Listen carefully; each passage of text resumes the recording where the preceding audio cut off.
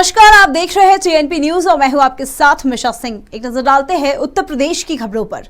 रक्षाबंधन के त्योहार पर इस बार वैसे तो बाजार में तमाम तरह की राखियां बिक रही है, लेकिन संगम नगरी प्रयागराज में इस साल पीएम मोदी और सीएम योगी के नाम और तस्वीरों वाली राखियों की जबरदस्त डिमांड है।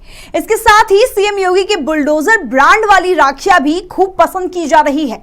मोदी योगी और बुलडोजर वाली राखियों का जबरदस्त क्रेज देखने को मिल रहा है। ये राखियां बाजार में हाथों हाथ बिक जा रही है। इस बार मोदी योगी और बुलडोजर वाली राखियों के साथ ही तमाम दूसरे सेलिब्रिटी के नाम पर भी राखियां तैयार की गई है। इन सभी राखियों की डिमांड इतनी ज्यादा है कि दुकानों पर आते ही यह खत्म हो जाती है। मोदी और योगी के नाम वाली राखी खरीदने वाली महिलाओं का कहना है कि उन्होंने उनकी सुरक्षा और सम्मान को लेकर जो कदम उठाए हैं उससे वह काफी खुश है। सीएम योगी ने अधिकारियों के साथ बैठक की, साथ ही इस दौरान उन्होंने अमृत डोज को लेकर सभी अधिकारियों को दिए निर्देश। सीएम ने कहा कि हर प्रदेशवासी को बूस्टर डोज लगाए जाने के लिए प्रत्येक रविवार को विशेष अभियान चलाया जाए। बूस्टर डोज पूर्णतः निःशुल्क है। आगे सीएम ने कहा कि अब तक 1,13,00,000 से अधिक लोगों ने निःशुल्क बूस्टर डोज लगवा ली है। बूस्टर डोज के लिए तय 75 दिनों के लक्ष्य के सापेक्ष इसमें तेजी की अपेक्षा है। यह सुनिश्चित कराए कि प्रत्येक पात्र प्रदेशवासी को मुफ्त बूस्टर डोज जरूर लग जाए। बूस्टर डोज की महत्ता और बूस्टर टीकाकरण केंद्रों के बारे में आमजन को सही जानकारी दी जाए। प्रदेश के राशन कार्ड धारकों के लिए राहत भरी खबर है। योगी सरकार अगले 3 महीने और लोगों को फ्री राशन देगी। राज्य सरकार ने प्रधानमंत्री गरीब कल्याण अन्न योजना को सितंबर तक बढ़ाने का फैसला किया है। इसके तहत सितंबर तक करीब 44.61 लाख मीट्रिक टन खाद्यान्न वितरित किया जाएगा। दरअसल यह योजना का छठा चरण होगा। इस दौरान 44.61 लाख मीट्रिक टन खाद्यान्न वितरित करने का लक्ष्य रखा गया है। योजना के तहत लाभार्थियों को निःशुल्क खाद्यान्न का वितरण किया जाता है। अयोध्या में सरयू के करीब वाले क्षेत्रों मांझा जमथरा से लेकर गोला घाट तक जिन लोगों ने डूबे क्षेत्र में निर्माण किए हैं, विकास प्राधिकरण उन सभी को ध्वस्त कर रहा है। अयोध्या विकास प्राधिकरण ने इस क्षेत्र की 40 कॉलोनियों को अवैध घोषित किया है। प्राधिकरण की ओर से जारी 40 लोगों की लिस्ट में अयोध्या के मेयर ऋषिकेश उपाध्याय, अयोध्या के बीजेपी विधायक वेद प्रकाश गुप्ता और मिल्कीपुर विधानसभा के पूर्व बीजेपी विधायक गोरखनाथ बाबा के नाम भी शामिल है।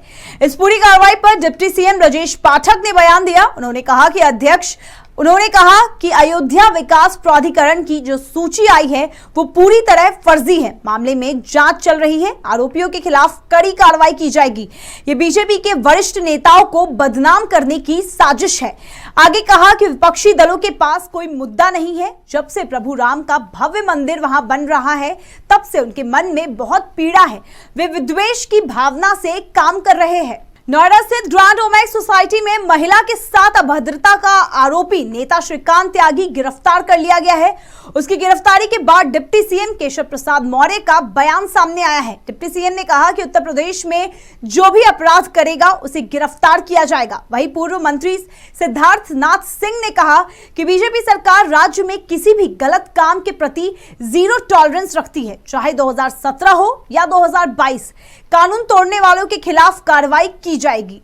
प्रदेश के वित्त मंत्री सुरेश खन्ना गोरखपुर के 2 दिवसीय दौरे पर है। इस दौरान उन्होंने अपने दौरे के दूसरे दिन मलीन बस्ती और कान्हा उपवन का निरीक्षण किया। उन्होंने कहा कि वे कान्हा उपवन की बेहतर व्यवस्था से काफी संतुष्ट है।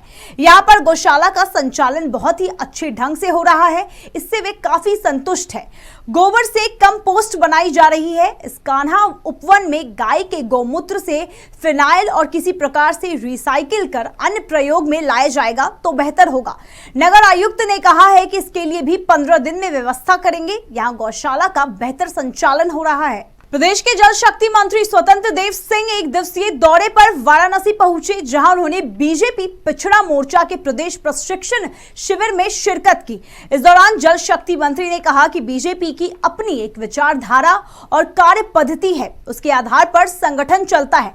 साथ ही मंत्री ने नागरिकों से 13, 14 और 15 अगस्त को अपने घरों में झंडा फहराने की अपील की। भारतीय जनता पार्टी में जनसंघ से लेकर वरिष्ठ कार्यकर्ताओं से लेकर और छोटे कार्यकर्ता यानी सभी कार्यकर्ताओं का प्रशिक्षण वर्ग होता है और ये जनसंघ के समय से ही है। क्योंकि अपनी एक विचारधारा है, अपनी कार्य पद्धति है, उसके आधार पर संगठन चलता है।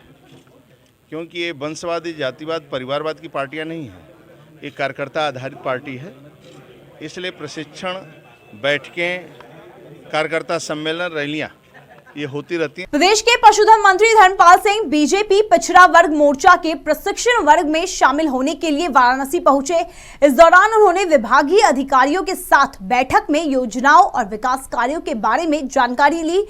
इस दौरान मंत्री ने कहा कि राष्ट्रीय स्वयं सेवक संघ तिरंगा और अपने ध्वज दोनों का ही सम्मान करता है, लेकिन कार्यालय पर तिरंगा फहराने की जरूरत नहीं है। उन्होंने कहा कि बारिश के दिनों में पशुओं को संक्रामक बीमारियों से बचाव के लिए अभियान चलाया जा रहा है। अभियान को गति देने के लिए प्रदेश स्तर के अधिकारियों को कमिश्नरी का नोडल अधिकारी बनाया गया है। मंत्री राकेश सचान के मामले में कहा कि यह न्यायपालिका का निर्णय है। वक्त हो चुका है एक छोटे से ब्रेक का। ब्रेक के इस पार खबरों का सिलसिला यूं ही चलता रहेगा। TNP न्यूज एक हिंदी भाषी न्यूज चैनल है। TNP ग्रुप का मूल उद्देश्य ग्रामीण क्षेत्र के युवाओं को पत्रकारिता का ज्ञान और कौशल प्रदान करना है। अधिक जानकारी के लिए विजिट करें हमारी वेबसाइट tnpnews.in या graminreporter.com।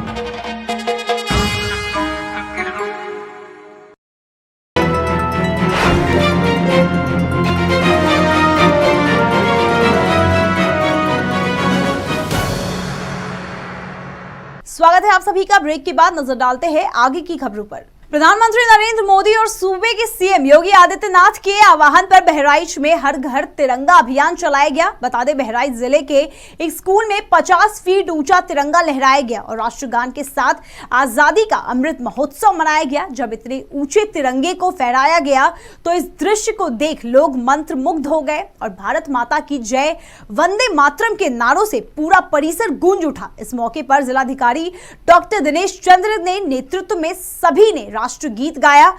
जिलाधिकारी ने कहा कि हमारी युवा शक्ति से संपूर्ण विश्व को बड़ी उम्मीदें हैं। भारत युवाओं का देश है। प्रदेश के 3 जिलों के 6 गांव बाढ़ से प्रभावित है। हालांकि सरकार ने दावा किया है कि वर्तमान में प्रदेश के सभी तटबंध सुरक्षित है और कहीं भी किसी प्रकार की चिंताजनक स्थिति नहीं है। प्रदेश के राहत आयुक्त रणवीर प्रसाद ने बताया कि 24 घंटों में प्रदेश के 10 जिलों में 25 मिलीमीटर या उससे अधिक वर्षा दर्ज की गई है। उन्होंने बताया कि वर्तमान में गोंडा, मऊ, सीतापुर जिलों के 6 गांव बाढ़ से प्रभावित है। राहत आयुक्त ने कहा कि प्रदेश के वर्तमान में सभी तटबंध सुरक्षित है, कहीं भी किसी प्रकार की चिंताजनक स्थिति नहीं है। उन्होंने कहा कि पिछले 24 घंटे के दौरान प्रदेश में औसतन 10.3 मिमी वर्षा हुई। शारदा नदी, घाघरा नदी खतरे के निशान से ऊपर बह रही है। रायबरेली शहर कोतवाली क्षेत्र के अमृत नगर मोहल्ले में दिल दहला देने वाली घटना की खबर सामने आई है, जहां एक युवक की उसके ही घर की छत पर हत्या कर दी गई। परिजनों का कहना है कि जब वे छत पर पहुंचे तो उन्होंने देखा कि खून से लथपथ शव पड़ा हुआ है। वहीं पुलिस को इस घटना की सूचना दी गई। पुलिस को घटना की जानकारी दी गई, जिसके बाद पुलिस ने शव को पोस्टमार्टम के लिए भेजा और मामले की जांच में जुट गई। प्रदेश के कानपुर देहात, फिरोजाबाद और अंबेडकर नगर में सोमवार को अच्छी बारिश हुई है। इसके अलावा प्रयागराज, जौनपुर, गाजीपुर, गोरखपुर, गोंडा, बस्ती, बहराइच, बलरामपुर में भी बारिश हुई है। वहीं मौसम विभाग की ओर से दी गई जानकारी के अनुसार आने वाले दिनों में इन जिलों में भारी बारिश की संभावना है। वैसे मौसम विभाग के रिकॉर्ड को देखें तो प्रदेश के 48 जिलों में इस साल अब तक औसत से कम बारिश हुई है। वहीं राज्य के 13 जिलों में सामान्य बारिश हुई और 14 जिलों में औसत से ज्यादा बारिश हुई है। देश और विदेश की तमाम खबरें देखने के लिए बने रहिए TNP न्यूज के साथ और हमारे चैनल को लाइक, कमेंट, सब्सक्राइब जरूर करें और ताजा अपडेट्स के लिए www.tnpnews.in पर जाएं।